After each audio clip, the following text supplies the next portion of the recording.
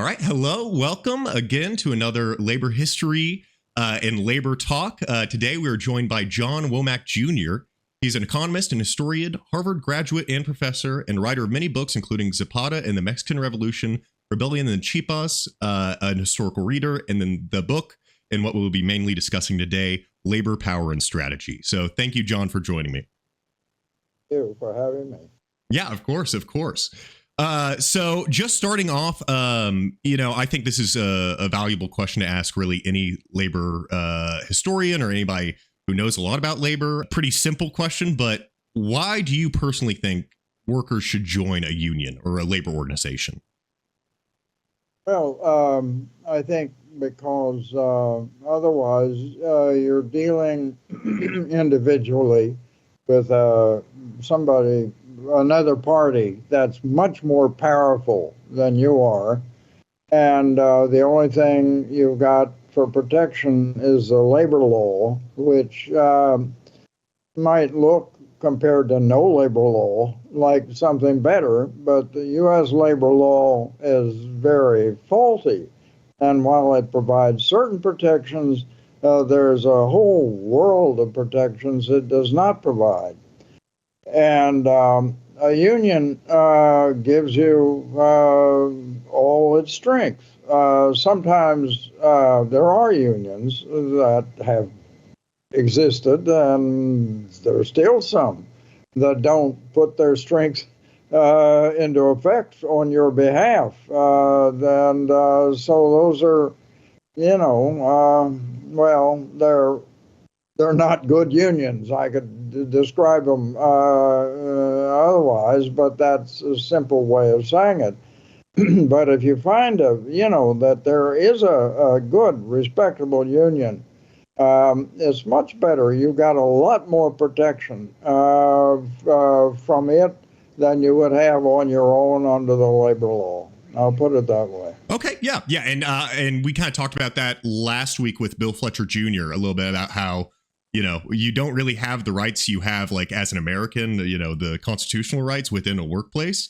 That's just something that's not really talked about a lot. So, it's just not brought up for various reasons. But specifically more going into the book, which again, the book is Labor, Power, and Strategy. Highly recommend. Really good, just kind of conversational reader, just kind of talking about future possibilities for labor and then also previous labor disputes as well. But in the book, you talk about John Dunlop and his ideas about industrial relations and technical relations. So can you describe what industrial relations and technical relations are for the audience and what they are and why they're important for the labor movement?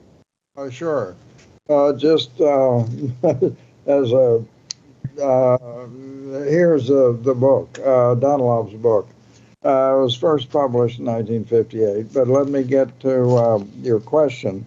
Dunlop says that industrial relations are the complex of interrelations among managers, workers, and agencies of government. And they all three, at the same time, confront and what he calls an environment of three interrelated contexts. The first is the technology, the workplace, that is a production and distribution, or both. Second, the market, or budgetary constraints. And third, the power relations outside the workplace. All these are overlap, but they're all different in the way they function. The workplace in particular, in which is where the technical relations happen, he goes through various kinds of workplaces, fixed or variable, whether they're related, whether they're close to residence or not, whether there's a stable or variable workforce, the size of the work group, and so on.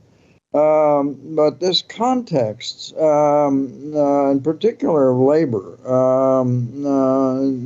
that is of the technical relations in the workplace, are what indicates how much power strategic groups may have and that's where the technical relations become important for trying to discover where strategic power is, if there is any.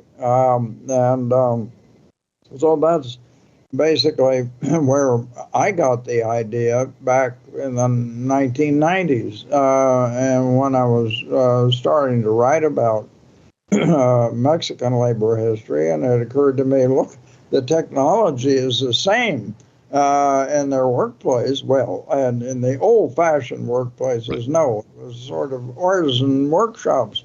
But in the modern workshop, in the modern plants, which were there, it was the same machinery, and so it works the same way. And so you have to deal with it in the same way, and so the technical relations are the same.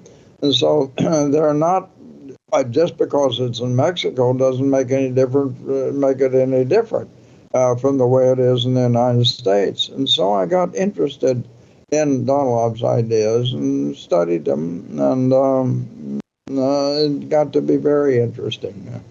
Yeah, so the technical relations are basically where things, and correct me if I'm wrong, but where things interconnect within the workplace, right? Where That's right. Yes. Okay. And you talk about in the book how there are certain places where there are bottlenecks almost where you can, if you are aware of the technology and how it intersects with each other, you can look at these specific spots and go, oh, these are places where if there are certain workers that are specifically working with this equipment or whatnot, you could, if you leverage that power that you have with that bottleneck, leverage that worker power by going, hey, we control this very important part of this whole supply chain or process or whatever you want to call it.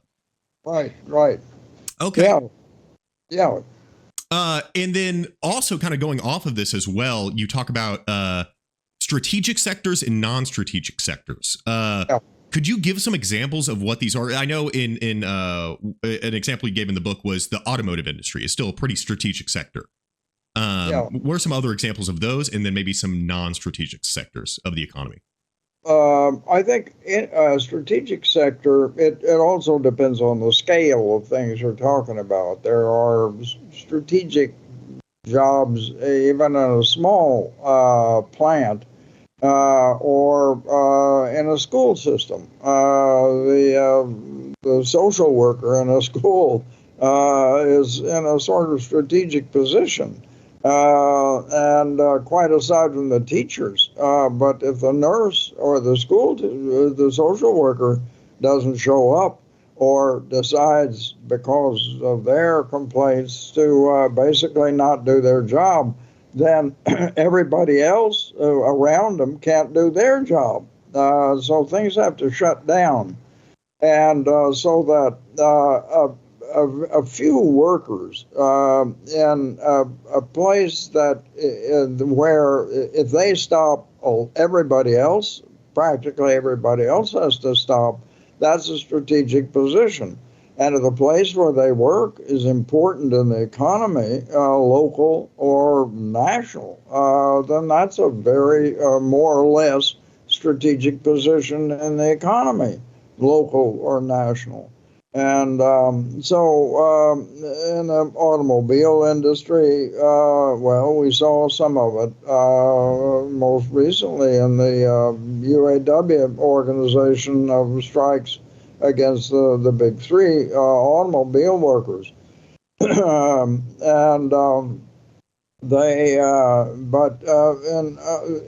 It's most obvious, I would say,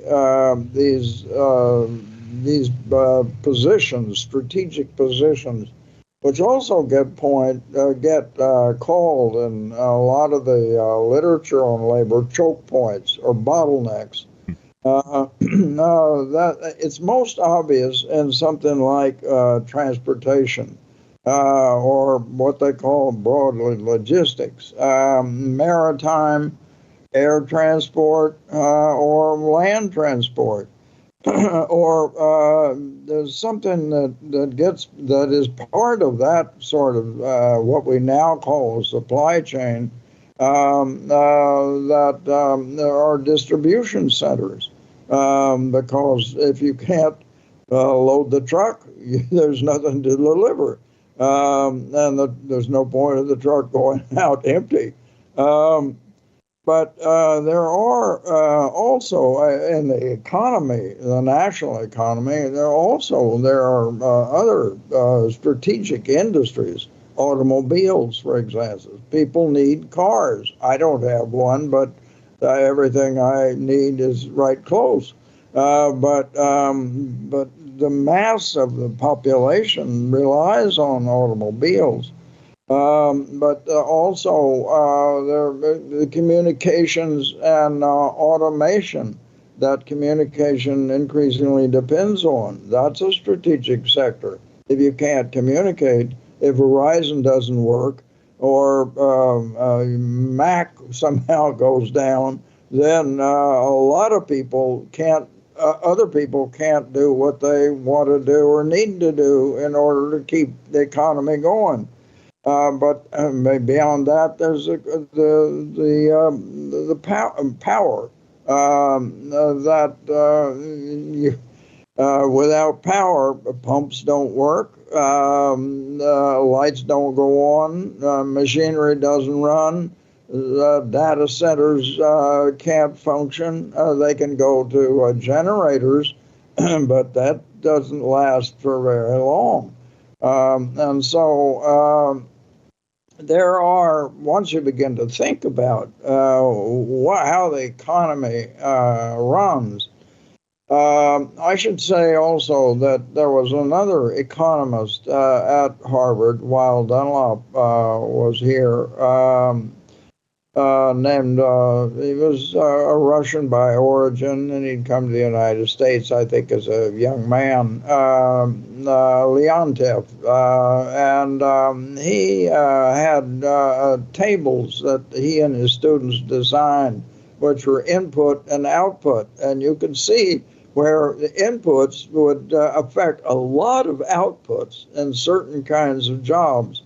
And so there is a whole school of economics in economics about how the economy ties together and how certain parts of it, certain industries or sectors, as we sometimes say, really they are strategic in that others depend on them.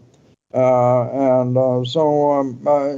I would leave it at that and hope that that covers your question. Yeah, and just another kind of point to go off of that as well. What was interesting that was kind of discussed in the book was that not only are there, broad strategic sectors like the automotive industry in general, but then there are strategic sectors within certain sectors that might not be necessarily super strategic, but if it ever push comes to shove. Like I think you mentioned in the book, the Harvard food service workers, and they are necessary for that. And then, and it's can't work without its kitchens and the servers, the women who serve the trays that the students bring in.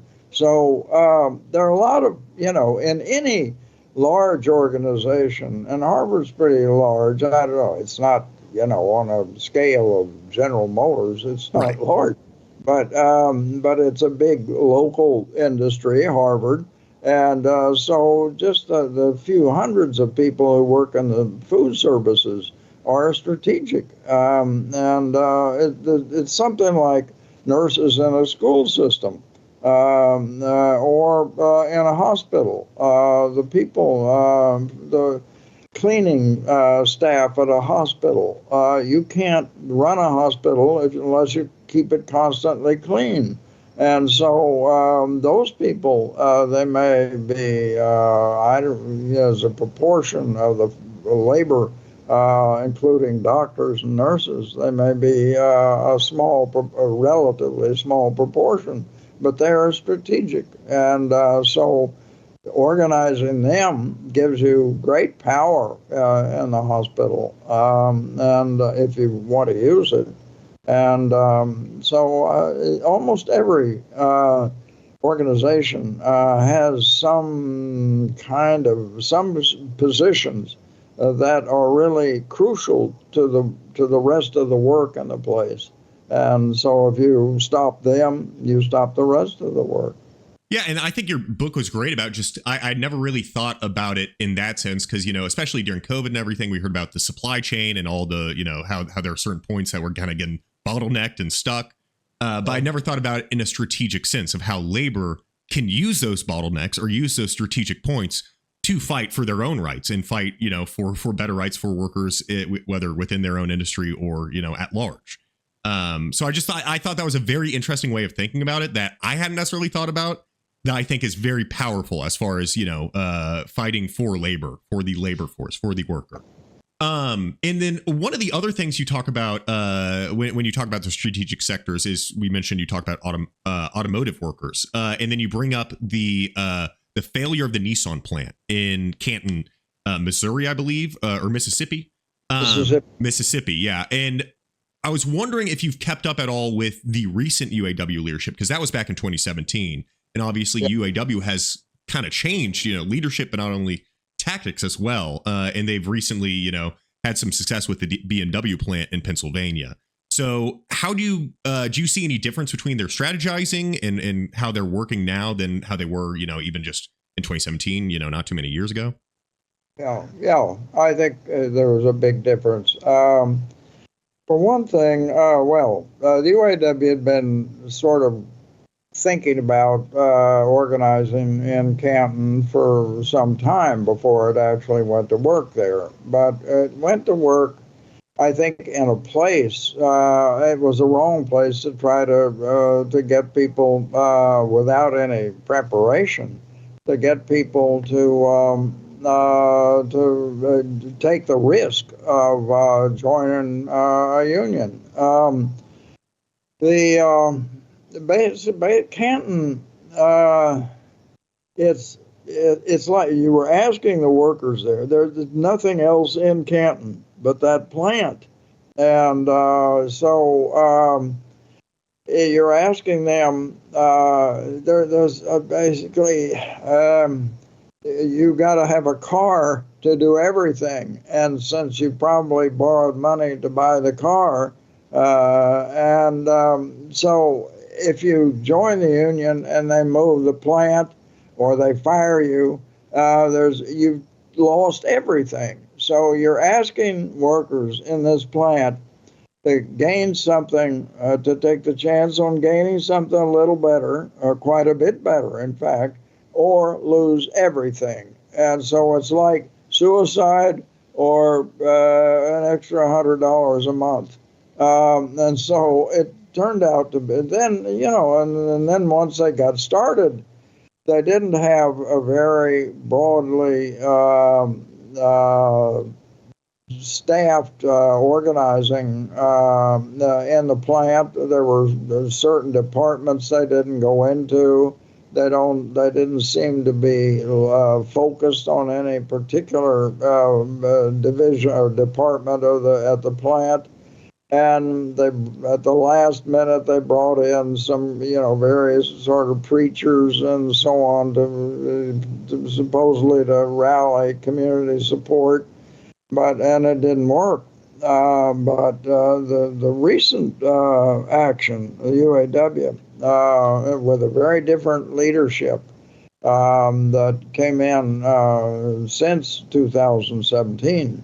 Made a big difference. They calculated where to strike in all the different plants of the three automobile makers. They selected certain plants that made particularly valuable machines that brought special returns back to the makers. And or back to the companies, I should say. It's actually the workers that are the makers. Yeah. But back to the companies. And so they threatened them with that. And they then sort of piecemeal, they chose very carefully the next plants they were going to strike. And it was always where there was a very valuable automobile or truck that was being made at the plant, And so it was a well-designed and well thought out plan. And it worked. The companies finally all gave in and agreed before the strike was necessary, before the strike really ran its full course. The other thing was, I think, that the union had calculated from the beginning that it had a lot more. It had the resources it had a strike fund that would last it much longer than the inventories of the automobile companies, and so they could stand to last longer than the automobile companies. They would run out of cars to sell, whereas the union could keep on with its strike. And so that's a risk. The companies might decide, all right, we won't sell. But it was a risk worth taking for what they won, and they did win. Yeah, so it sounds like they were utilizing those strategic points of knowing which, plants are, most valuable to the company, which has been done historically. I think it was I forget where, in Detroit, I believe, with the Chevy plants. They realized the two plants that that everything went in and out of, so they shut those down. So it's very similar, almost going back to a similar strategy of realizing those choke points. Yeah. Which, I just find that very, again, hope inspiring in a way of comparing it to those, strikes that did bring success to workers, years and years ago, decades ago.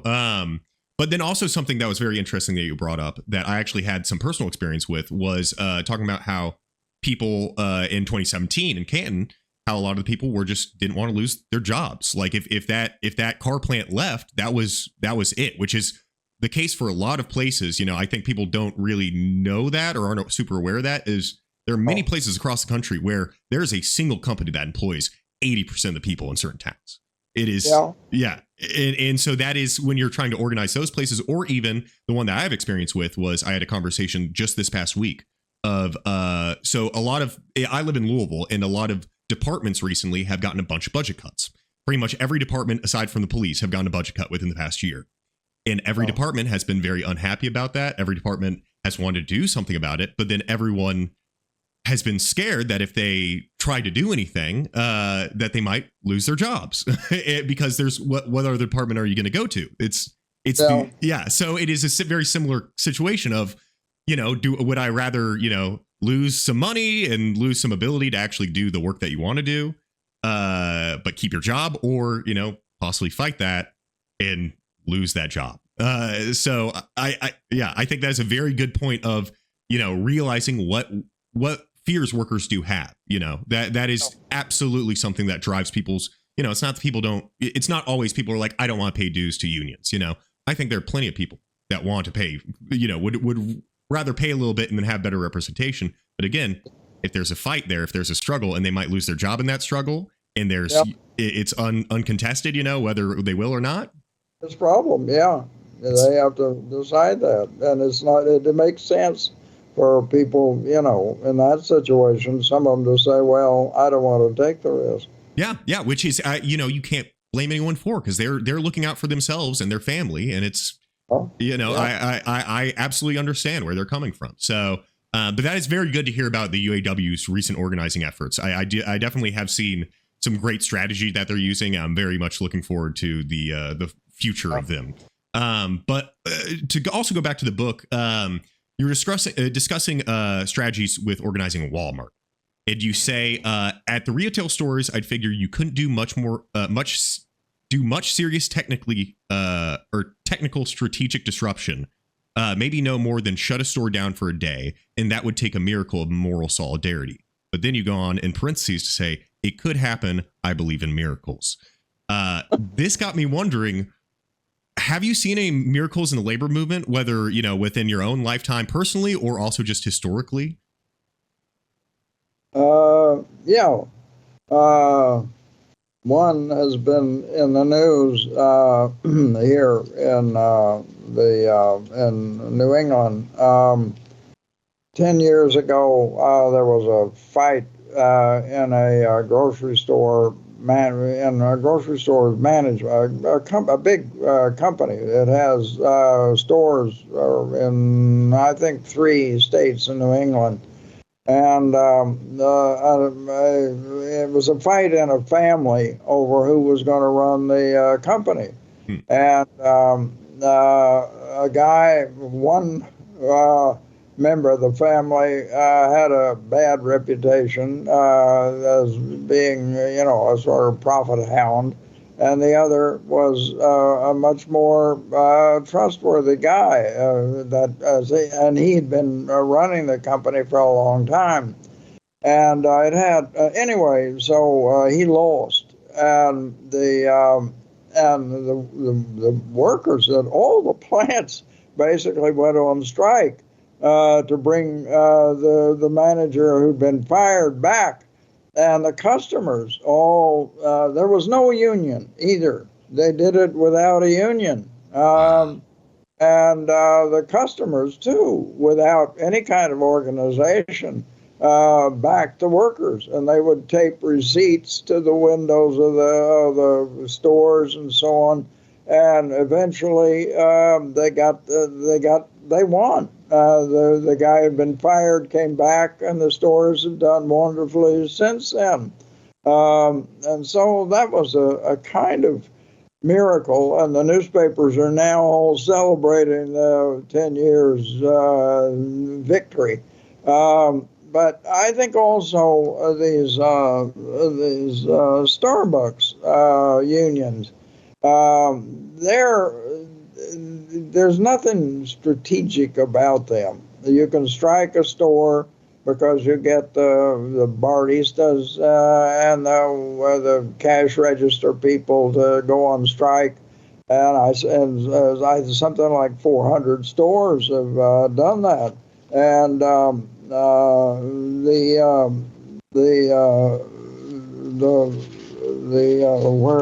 where are my notes? Oh yeah, and I think some 10,000 workers altogether.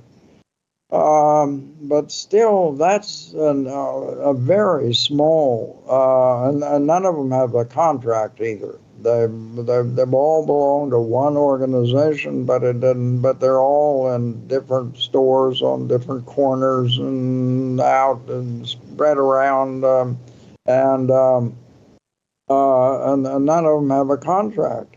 So I think that, in a way, is a kind of miracle that is really shows that what morally inspired people can do on their own, but it doesn't affect the rest of the economy. So what if a Starbucks closes because the workers are on strike? You can go a few blocks away to another one, or to any other coffee shop, and so you can easily replace what you lose. So I think that's sort of a miracle that they've been able to do that. But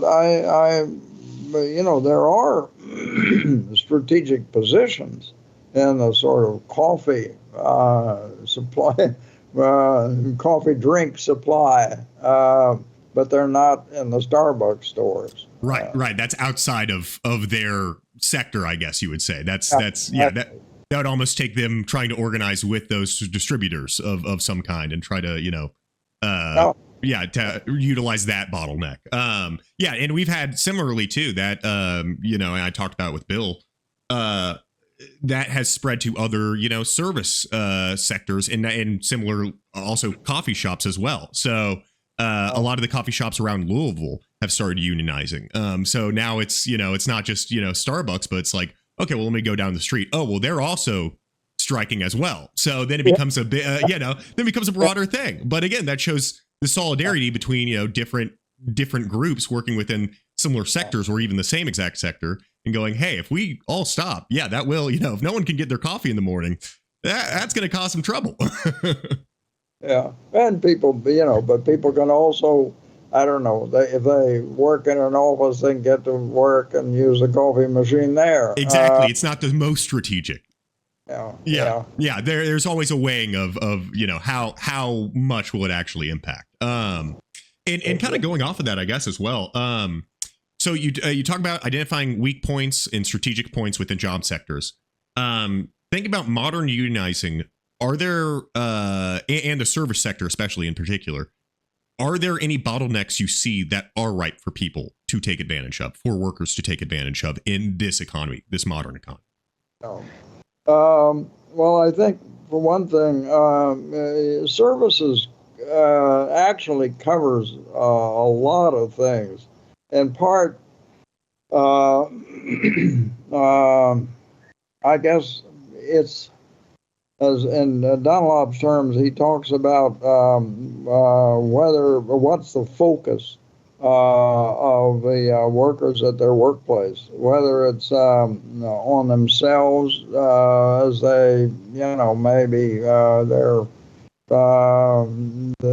what they actually do, and so they have to be careful of what they're doing and so on, or whether they have to focus on machines or whether they're focused on customers. And so I guess the service sectors or sector, I don't know quite what that means, but it includes a lot of different industries, I would guess. Right. For instance, education. That's a service, and the workers there, the teachers, the staff, are focused on customers, the students, but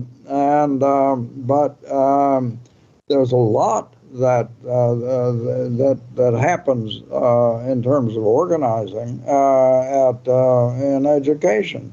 Teachers' unions in grade schools and high schools. And there were some big strikes in Virginia a few years ago. There was a strike even in Oklahoma, which is one of the state I come from, and is one of the most Republican states in the country and anti-union.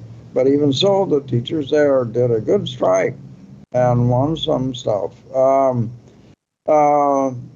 But also in universities, and there have been there's a real movement now in several, in higher education for graduate students to unionize because they work as sort of junior, as assistants to the professors.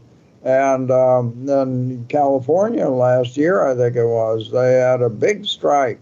And but it's Jane McAlevey who wrote one of the pieces in that book you mentioned, Labor, Power, and Strategy. As she said, it's not only families that get inconvenienced, terribly inconvenienced by a public school strike. It's also that public education is a big part of the of states' budgets, and the California strike cost, I don't know, the state a huge chunk of money to cut and to bring it to an end.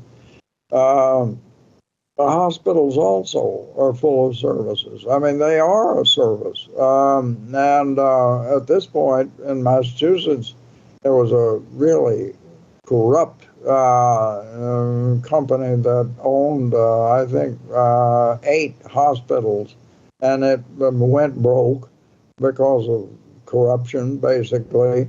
And now the state's having to try to get other nonprofits to buy them, and 2 of them may close. And so those people are sort of now out of a job, and it creates sort of health deserts in certain parts of the state.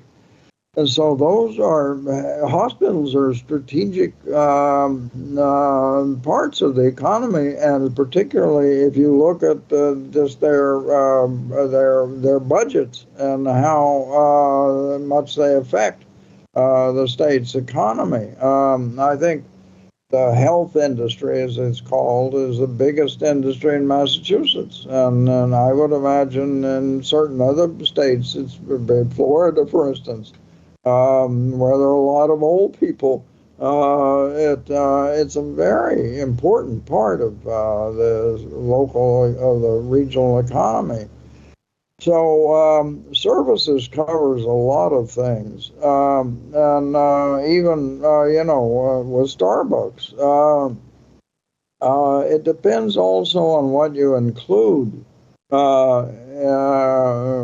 Starbucks. You could say, well, it's a service industry, but you got to get the coffee from the field to the Starbucks store in order for there to be a Starbucks store. And so there are lots of transportation as part of it to get the coffee moved to the roasting plants. The roasting, or what they call what Starbucks calls its manufacturing processes. There are 5 of them in the United States, in Washington, and Georgia, and South Carolina, and in Nevada.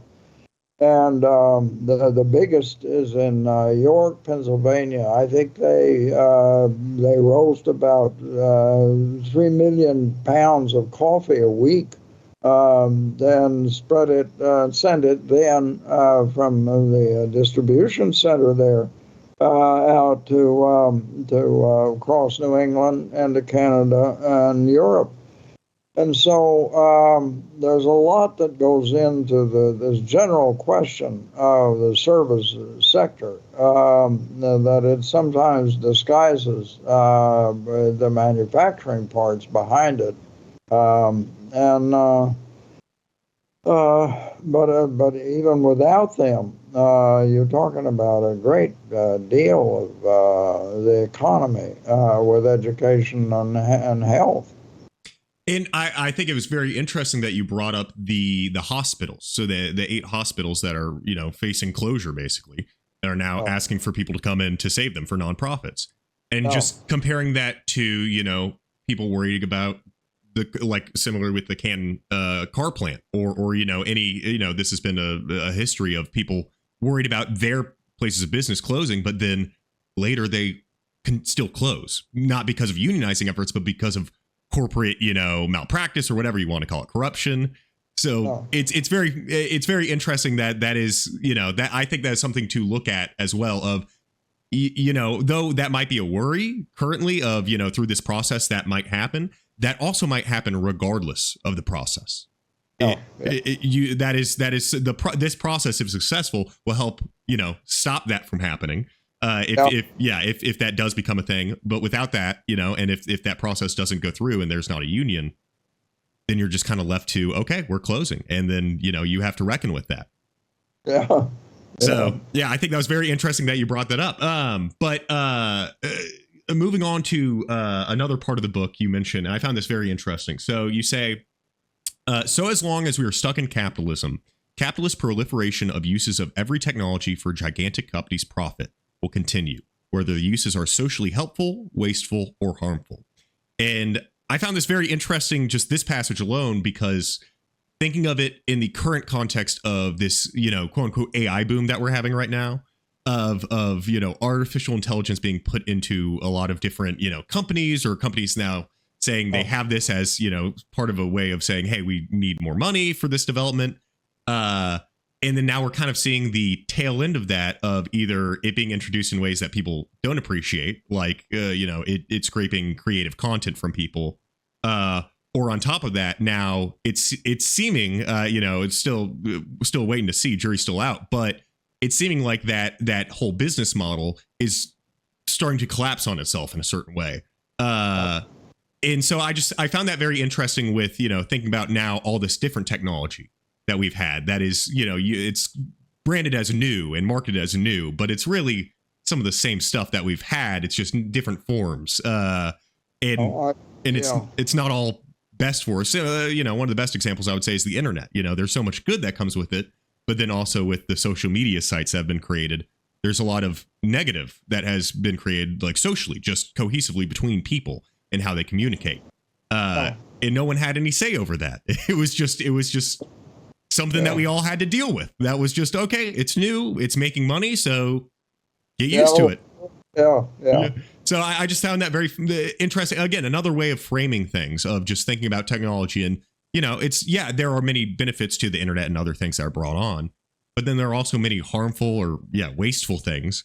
Like with AI, there's been, I think, recent studies showing that it's the electricity that the U.S. is now using for AI is, if we keep going with it, it's going to outpace how much the electrical grid can actually handle.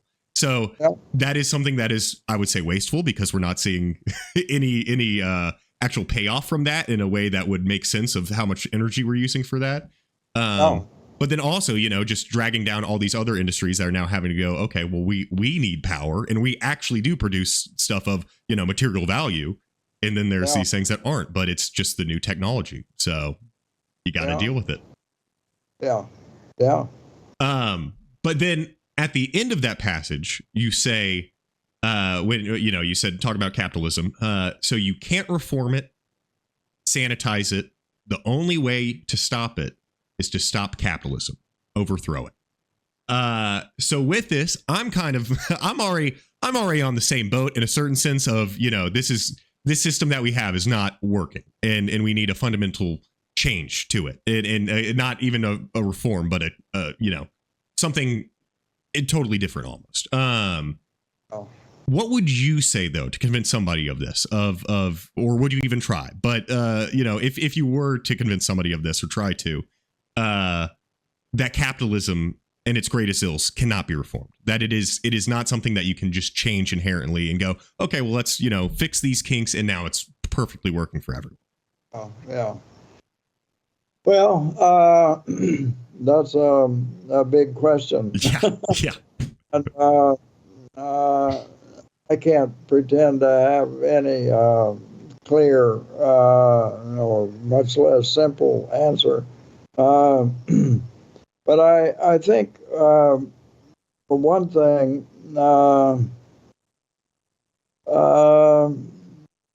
it's in part just a matter of education, but it's a particular kind of education.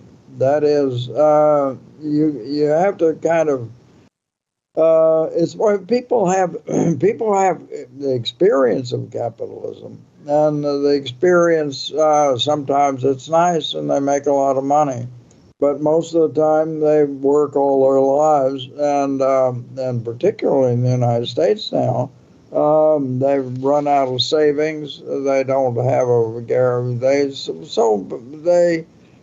Basically they work until they die. Warren Buffett once said something like, if you don't figure out a way to make money while you're asleep, you'll have to work until you die.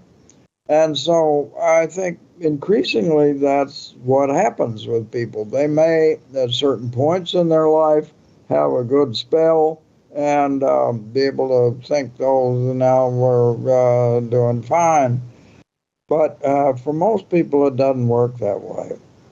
And I think it's that the education for people who already don't believe in that this system is working, it's more of a matter of them saying to people who are still in it, remember where you were, remember what you were doing, remember how it treated you. And then, so it's a matter of recall about what you were, the extremes to which you were put by the system. And you probably, I don't think you'll ever get, some kind of, clear-minded majority saying, "Oh, we see. Now let's do it. Let's overthrow it." That won't happen. But and I think also you just have to figure. Look, it takes time. It took. And God forbid, it also takes wars. And the Great Britain was still a pretty strong power until World War II. And then it really became a second-rate power. And now it's in danger of becoming a third-rate power. The United States has been itself a much mightier economic engine and a much more satisfying economic engine after World War II. But in the last 30 years or so, it's much less than the amount of debt, private and public, is really huge. And so, the Keynesian argument that, well, you don't have to pay the debt, and it just keeps everything floating, it's always in the future. But I don't buy that. I think there are points where it gets to be that you get to a point where you really can't put it off, and you wind up owing yourself or others in particular, more than you can pay.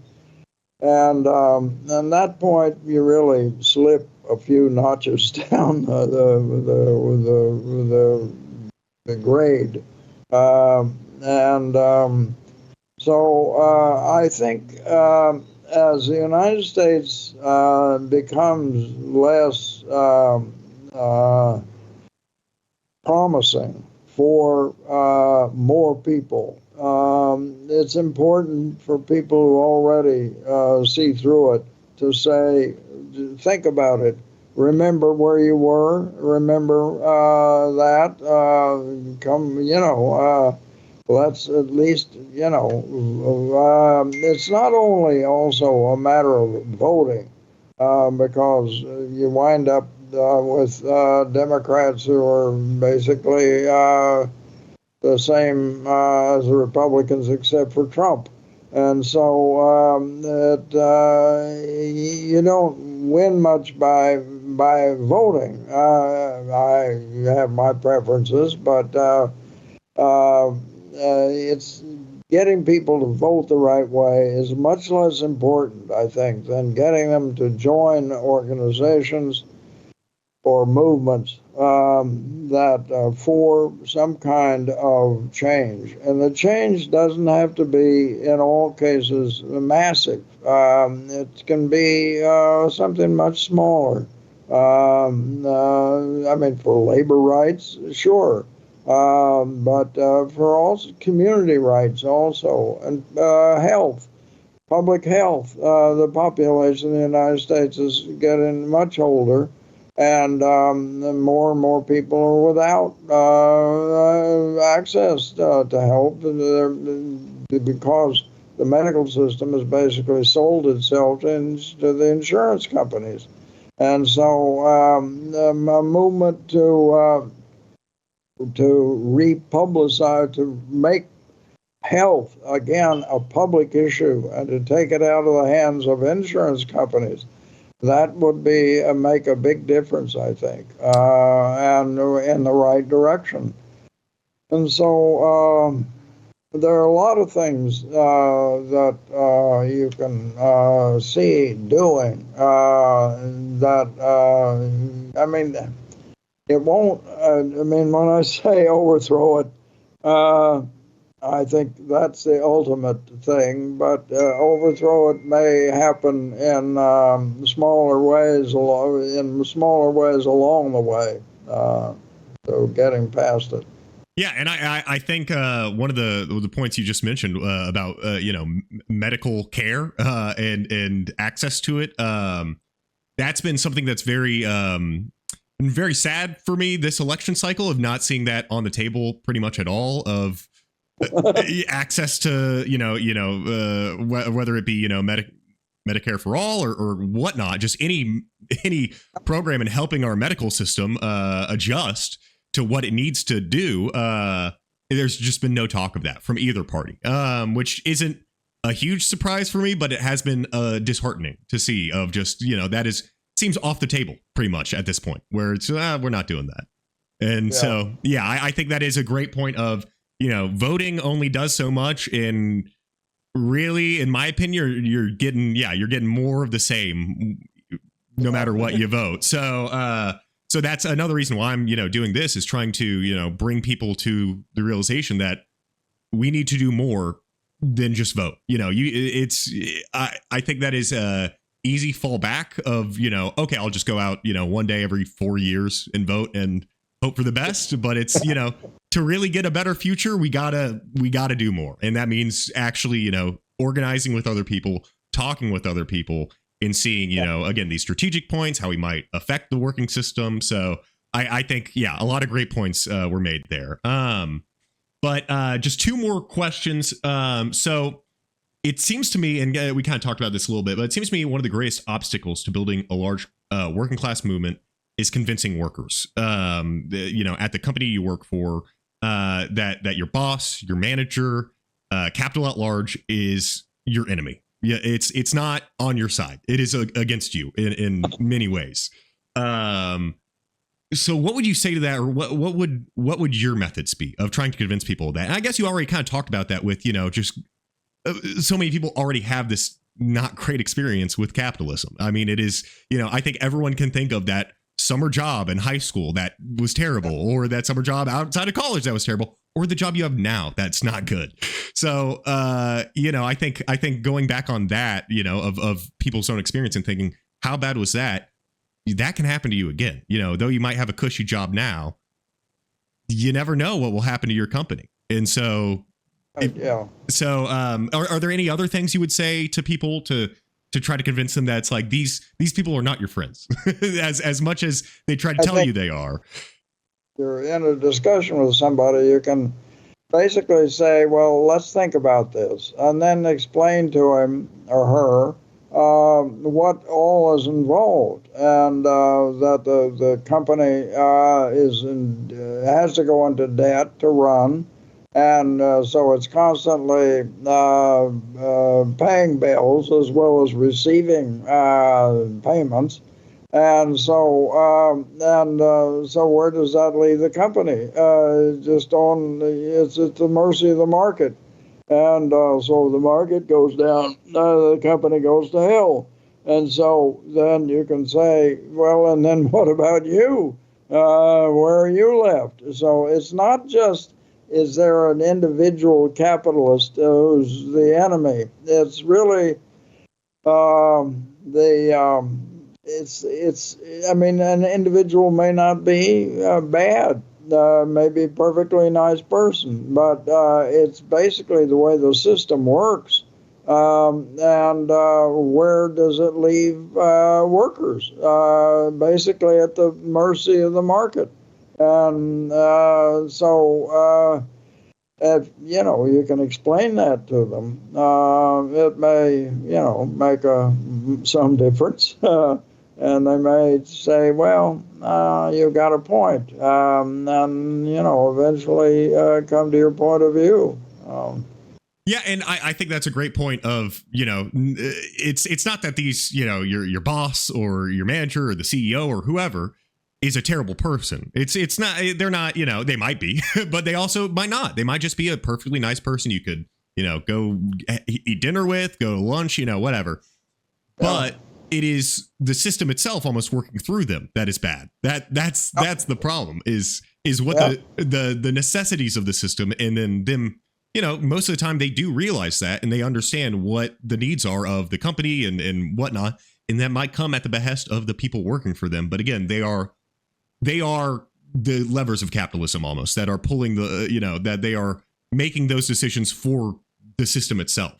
So they're not bad, but again, they're enacting the will of the system, and that in and of itself is not great. So then again, but I do think that helps is it's not these people, it's these institutions that we have that are really the problem. And so don't there's a guy, Michael Brooks, who talks about a lot of this, but he says be kind to people, be ruthless towards institutions. And I think that is a great way to look at this, where it's people are people. If I was the CEO, if I had grown up in the same exact shoes of the CEO, I'd be the CEO. I would make all the same decisions as him.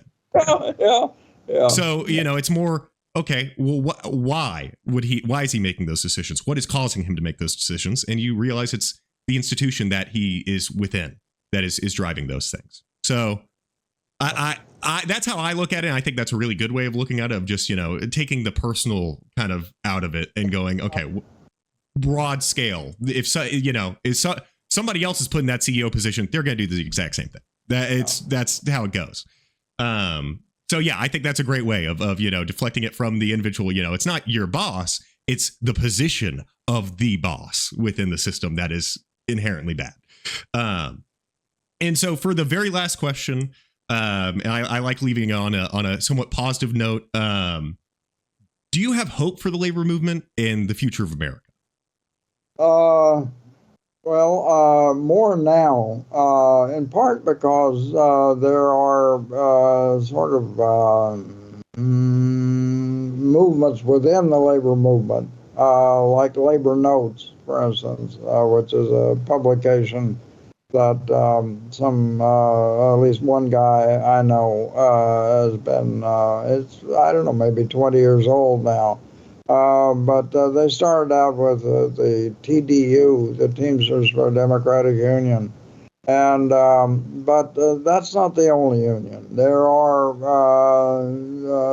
movements within unions, within the railroad unions, and a number of others that keep pressure on these old kind of, it was like the pre-UAW,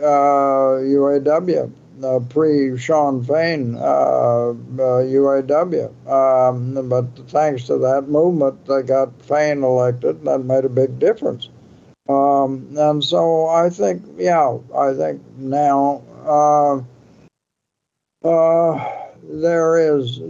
there's more hope than there was a few years ago that things can happen. Yeah, that's what it seems like, and that's what I've heard from other people of just from even just 10 years ago to now. It seems like there is a lot more energy for unions, a lot more inspiration for people thinking about joining unions and forming unions. So I think most people can feel that. Again, I think it's been there's been a lot more conversation, and not only that, but you look at the polls, and people are more supportive of unions now than they have been in 70 years. So I think there are a lot of really good signs for unions in labor organizing, not only now, but in the future. And hopefully that will continue. So, John, thank you so much for joining me again. Labor, Power, and Strategy. Go check it out. A really good, great conversation, not only with John, but then many other labor organizers. So again, John, thank you for joining me today. I really appreciate it. Thank you. All right. Well, thank you so much again. And I hope to talk to you soon, but I hope you have a great rest of your day. All right. You too. All right. See you, John.